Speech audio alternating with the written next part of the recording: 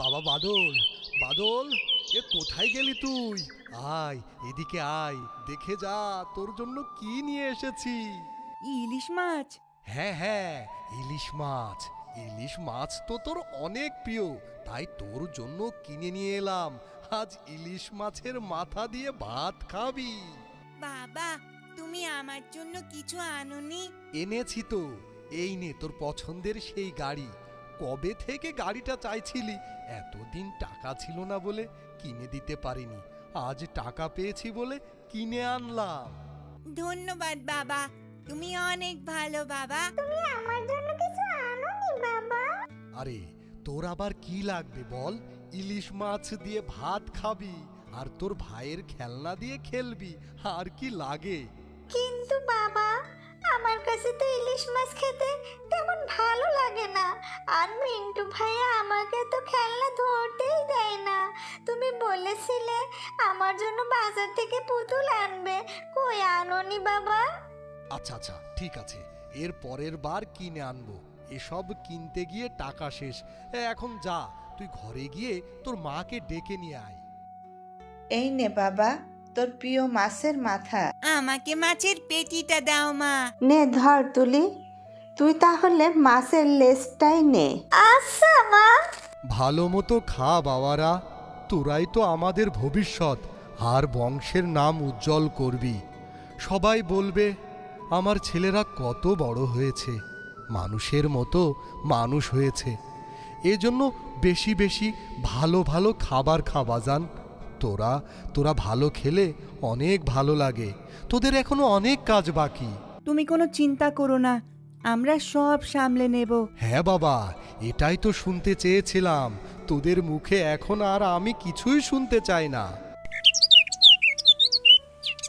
দেখতে দেখতে 3 ভাই বোন বড় হয়ে উঠল।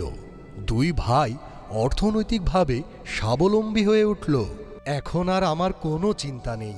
তোদেরকে নিয়ে এবার আমি যেসব কাজ অসম্পূর্ণ রেখেছিলাম সেগুলো এবার তোরা সম্পূর্ণ করবি।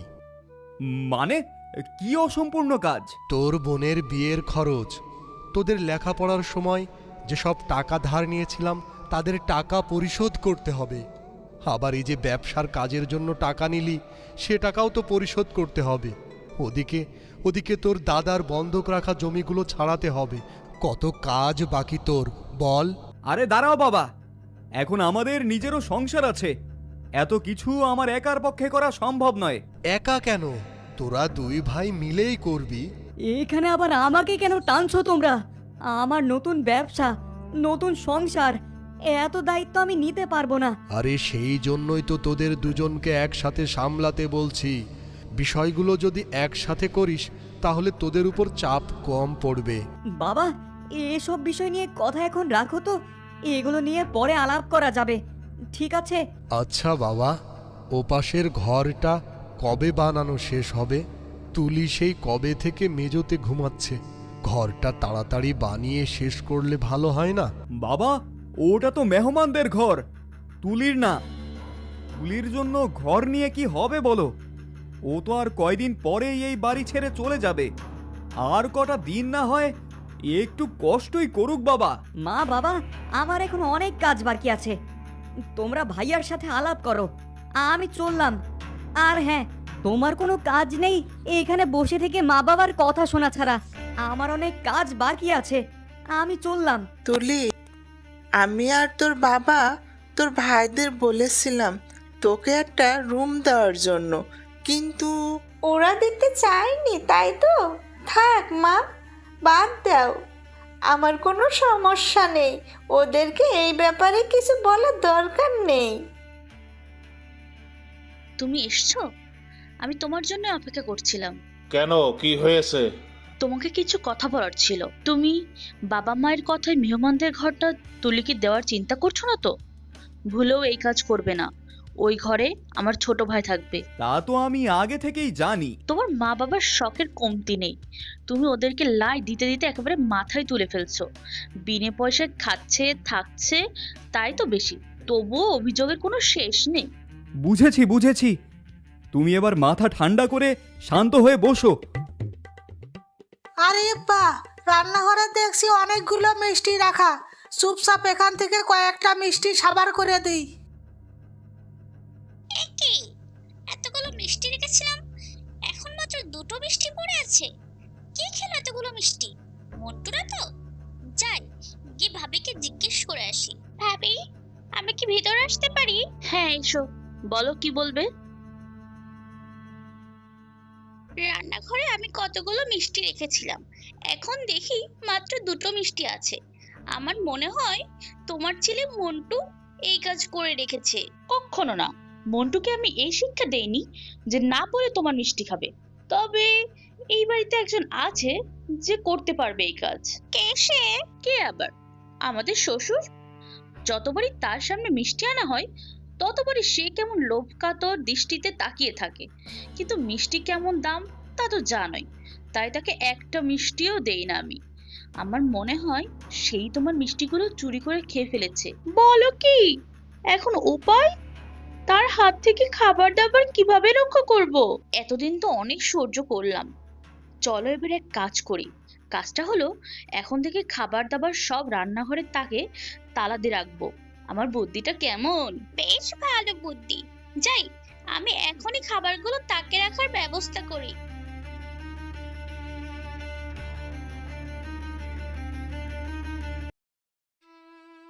বিস্কুটগুলো কোথায় গেল? বিকেল হলে আমি আর রহমানের বাবা বিস্কুট খেতাম, এখন তো বিস্কুটের বয়ামটাও চোখে দেখছি না। এই যে বৌমা, বিস্কুটগুলো কোথায় বলতে পারো? কোথায় থাকবে আর, তাকে রেখে দিয়েছি তালা মেরে। এগুলো আবার তাকে তালা মেরে রাখার কি আছে? দাও তাকের চাবিটা, এখন আবার তালা খুলে ওগুলো নিতে হবে। ঘরে খাবার চুরি করার উৎপাত বেড়ে গেছে, আর আপনি চাবিতে কি করবেন মা? আপনার যখন যা লাগবে আমাকে বলবেন, আমি দেব। দাঁড়ান, আপনাকে বিস্কুট এনে দিচ্ছি। এই নিন। মাত্র 3টে বিস্কুট? 3টে বিস্কুট আবার কম হয় কিভাবে? আপনাদের দুজনের জন্য যথেষ্ট। এখন যান, বাবা আর আপনি মিলে বিস্কুটগুলো খেয়ে নিন। তুলির মা বিস্কুটগুলো নিয়ে চুপচাপ ঘরে চলে গেল। অন্যদিকে বড় ভাবি তার গহনা বের করে রেখেছিল পরের দিন অনুষ্ঠানে পরে যাবে বলে।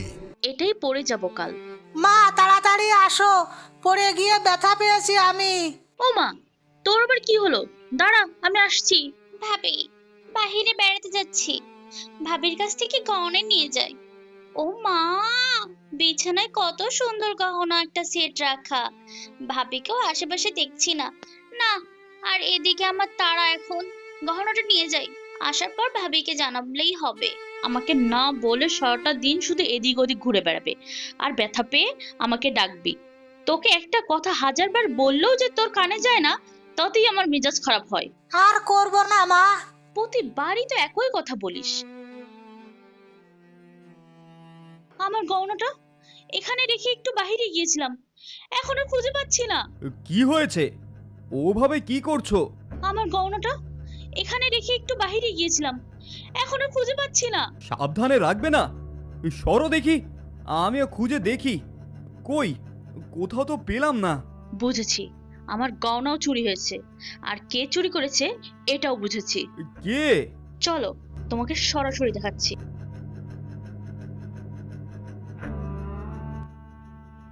তুলি, এই তুলি, কোথায় তুই? জি ভাবি, বলুন কি হয়েছে? এত জোরে ডাকাডাকি করছো কেন তুলিকে? কি হয়েছে? কি আর হবে, আপনার গুণধর কন্যা তো মহান একটা কাজ করেছে, আমার গহনা চুরি করে। এ কি বলছো? তোমার গহনা চুরি করবে কেন? হিংসা, সবে হিংসা। আমাকে গহনা বানিয়ে দিতে দেখে আপনার ছেলেকে বলেছিলেন তুলির বিয়ের জন্য গহনা বানিয়ে দিতে, দেয়নি বলে এখন আমার গহনা চুরি করেছে। আমার তো মনে হয় আপনি আপনার মেয়েকে দিয়ে গহনাটা চুরি করিয়েছেন। বৌমা, মুখ সামলে কথা বলো। রহমান, তোর বউকে সামলা। কেন? আমার তো মনে হয় তুলিয়া আপনাদের কথাতেই এ কাজ করেছে। ছি রহমান, যে আমি তোর ব্যবসার জন্য নিজের গহনা বিক্রি করে তোকে টাকা দিয়েছিলাম, সেই আমি তোর বইয়ের গহনা চুরি করব, এ কথা তুই ভাবতে পারলি কিভাবে? আরে, বাড়িতে গন্ডগোল লেগেছে কেন? সবাই গহনা গহনা করছে, ভাবির এই গহনা নিয়ে কোনো ঝামেলা হয়নি তো? তাড়াতাড়ি গহনাটা খুলে ব্যাগে রাখি, তারপর শিখাইনি। ওসব অনেক আগের কথা। এখন এগুলো বলে কি বোঝাতে চাচ্ছেন? আমি আপনাদেরকে ছাড়া এই পর্যন্ত আসতে পারতাম না? হ্যাঁ, মা ঠিকই বলেছে। আর এই কথাটা যে সত্যি তুমি খুব ভালোভাবে জানো ভাইয়া। ভাবি, এরা তো সবাই চোর। বাবা মিষ্টি চুরি করে আর মেয়ে গহনা। চোরের মুখে আবার বড় বড় কথা। এই মেয়ে, আমার গয়না ফেরত দাও বলছি। না না, আমি কোনো মিষ্টি চুরি করিনি। আর সামান্য কয়টা মিষ্টির জন্য তুমি আমাকে এভাবে বলতে পারলে? মিন্টু, মিন্টু তুই এসেছিস? তোর বউকে বল আমি আর তোর মা কতবার নিজে না খেয়ে তোদেরকে খাওয়িয়েছি। বল বল বল। আর সে কিনা আমাকে আমাকে চোর বলছে। বাবা, তুমি না বলে কেন খেতে গেলে? জানো তো এই বাড়িতে সবকিছু একটা হিসাবের মধ্যে চলে। ও তাই বুঝি? আমারই ভুল হয়েছে, আমারই ভুল হয়েছে যে তোদের দুই ভাইয়ের উপর বেহিসেবি খরচ করেছি। আজ তার এক ভাগ খরচও তুলির উপর করলে আমার এই দিন দেখতে হতো না, আমার এই দিন দেখতে হতো না। বাবা চলো, যে বাড়িতে তোমাদের সম্মান নেই আমরা সেই বাড়িতে থাকবো না। আমি ছোট্ট একটা চাকরি পেয়েছি, আমাদের পুরনো বাড়িতে ফিরে গিয়ে সেখানেই থাকবো সবাই। হ্যাঁ, যাও যাও। তোমার মতো চোর বাটপারকে বাড়িতে রাখার জন্য আমার বয়ে গেছে। এই নাও, আমার চাকরির মিষ্টি তোমাদের জন্য এনেছিলাম। তোমাদের চুরি যাওয়ার মিষ্টির শোক যদি ভুলতে পারো এই মিষ্টি দিয়ে চলো বাবা।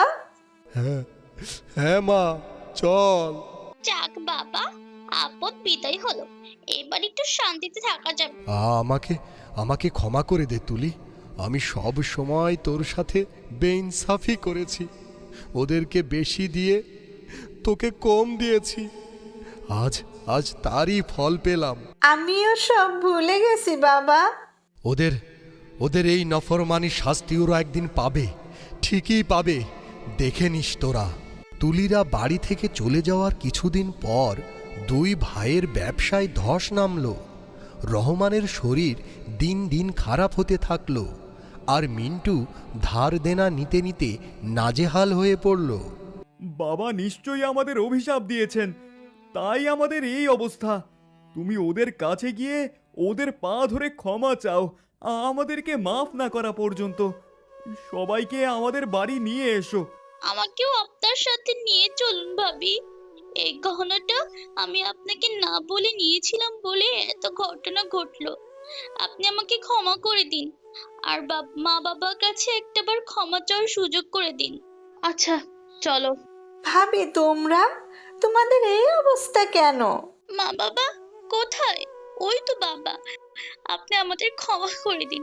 আপনি আমাদেরকে ক্ষমা না করার আগ পর্যন্ত আমরা আপনার পা ছাড়বো না। আমরা অনেক বড় অন্যায় করেছি আপনাদের সাথে, আমাদের আরেকটি বার সুযোগ দিন। ঠিক আছে ঠিক আছে, আগে পা তো ছাড়ো। ছেলের বউদের জোড়াজুড়িতে সবাই আবার বাড়ি ফিরে গেল। আস্তে আস্তে রহমানের শরীর আর মিন্টুর ব্যবসার উন্নতি হতে থাকলো।